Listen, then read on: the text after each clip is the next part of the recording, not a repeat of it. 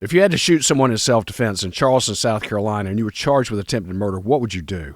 Hi, I'm Greg McCollum, attorney and founder of the Complete Legal Defense Team here in South Carolina.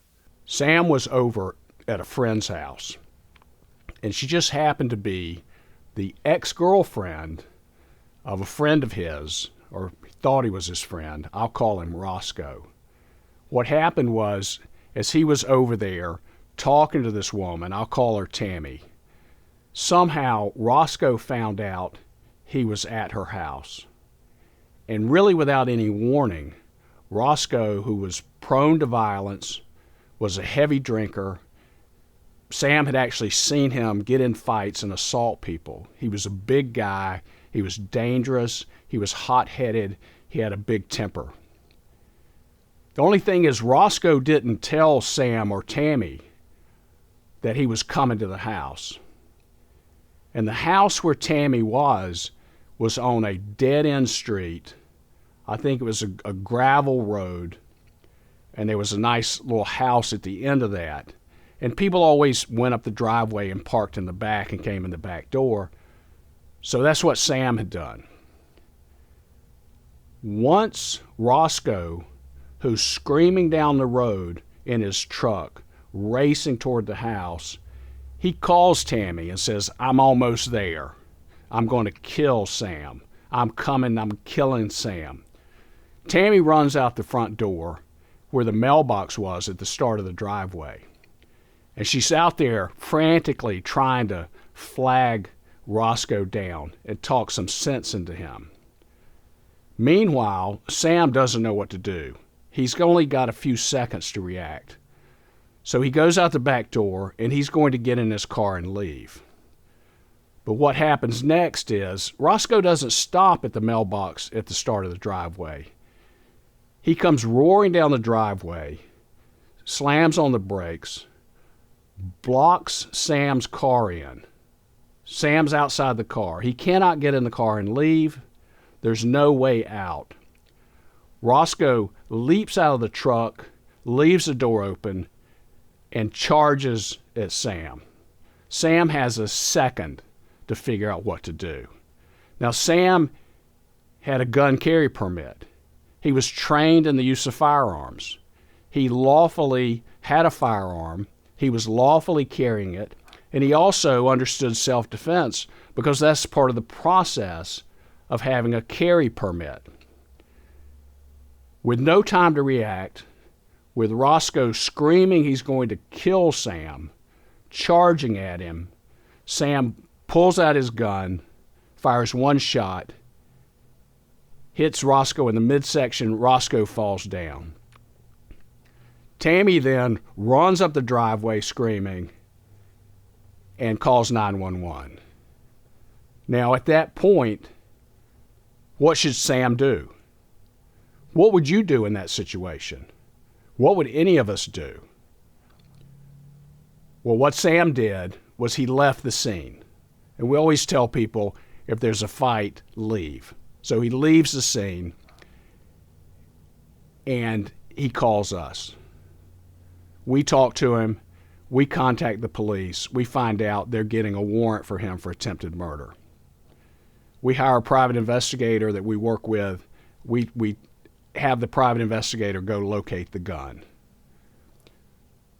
The police they're looking for Sam. They're going to arrest him that night. But we don't want him arrested that night. We don't want him sitting in a police interrogation room all night. Because once the police arrest him, they won't necessarily let us in there. Just because you have a lawyer, you have to invoke that. You have to say, I'm not going to give a statement. I'm not going to explain what happened until my lawyer's here. And that works, but people don't want to do it. And the police threaten them and tell them that they're obviously guilty and all these other things. So we take Sam the next morning. We surrender him at the jail, which is something we do all the time. We're there at his bond hearing. We are able to explain a little bit about the situation. Sam has no record, never been arrested before. He's got a good job. He's got a good career.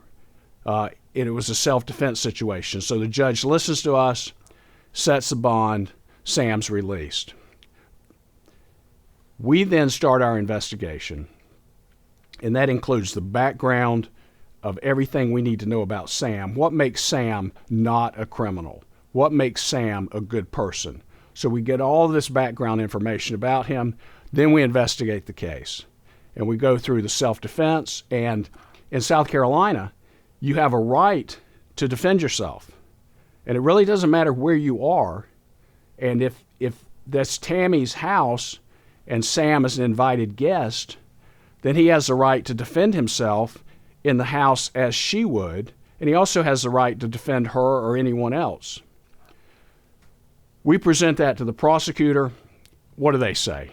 They're not buying it.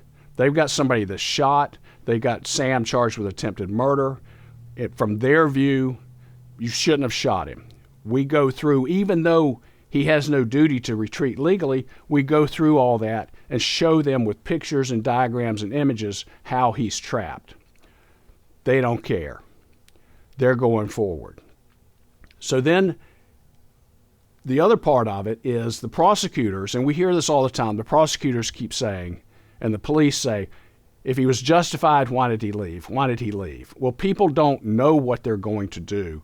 The response, the fight or flight response is almost overwhelming for people in this situation. And so that was a hang-up for them. So we have the preliminary hearing. We make a little bit of progress, but the judge isn't going to dismiss an attempted murder where this person's been shot. It's just too serious usually for them to throw it out at the prelim. Next, we're going to court. We cannot work this case out. So we have what's called a stand your ground motion, and that gives us the ability to present Sam's legal self-defense to the court without a jury present. Sadly, the judge refused to find that Sam acted lawfully. It was a difficult decision for the judge, but then again, he's going to let a jury decide. But one of the things that did happen is we damaged the state's case so much in that stand your ground hearing, explaining the situation that Sam was in, showing what he did was truly self-defense, that word got back to the DA, the elected DA, who was following this. He heard our presentation. He heard about it.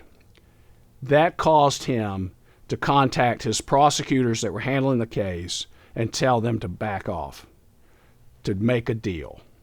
Now, they made a deal. We didn't like the deal. I didn't like the deal. Because what they're going to do now is they're going to make Sam plead to the charge of attempted murder, which is ridiculous, but then they're going to recommend probation. I disagree with that kind of prosecution. If it's not an attempted murder, reduce the charge. Don't make Sam plead to attempted murder. Now, during this ordeal, Sam lost his job. He got another job, and then something happened and he lost that job, because that's what happened when you're charged with attempted murder. So Sam has been going through this ordeal. We talk to him. We tell him, we think we're going to win this case.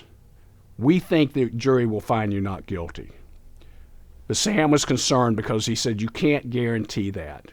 You don't know what's going to happen. So he decided to take the plea deal. I didn't like it. My lawyers didn't like it. My legal team didn't like it. But I understand that's his choice. So what happens from our investigation, from our presentation, from everything that we did, Sam appeared in court, pled guilty to the charge, and the judge sentenced him to probation. And Sam walked out of that courtroom a free man. This is something that we do at the Complete Legal Defense Team. If something like this has happened to you or happened and you need to know about how to defend yourself, contact us at the Complete Legal Defense Team. This is what we do every week, every month, every year. We defend the accused who have a lot to lose. We defend these kind of serious felony cases, and we can help you if you'd like our help.